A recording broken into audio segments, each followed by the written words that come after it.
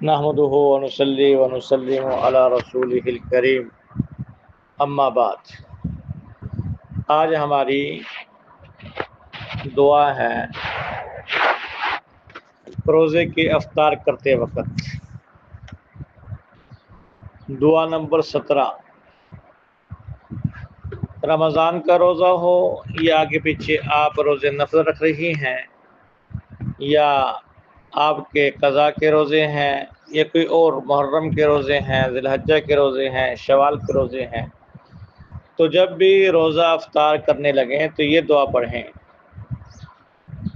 اللہم لک صمت وعلی رزقک افطرت، اللہم لک صمت وعلی رزقک افطرت، کہ اے اللہ میں نے تیرے لیے روزہ رکھا اور تیرے دیے ہوئے رزق سے افطار کرتا ہوں یا کرتی ہوں۔ یہ دعا ان الفاظ کے ساتھ اتنی ہی ہے۔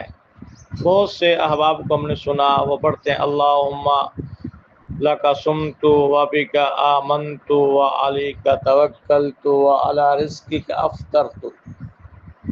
ان الفاظ کے معنی دیکھیں تو معنی ٹھیک ہیں، لیکن بنیادی بات آپ کو میں نے عرض کر دی تھی کہ ہم نے دعا کے الفاظ نہیں دیکھنے، بلکہ ہم نے دیکھنا ہے کہ ہمارے نبی صلی اللہ علیہ وسلم نے کیا الفاظ ادا کیے ہیں، آپ کے زبان اقدس سے کیا الفاظ نکلے ہیں۔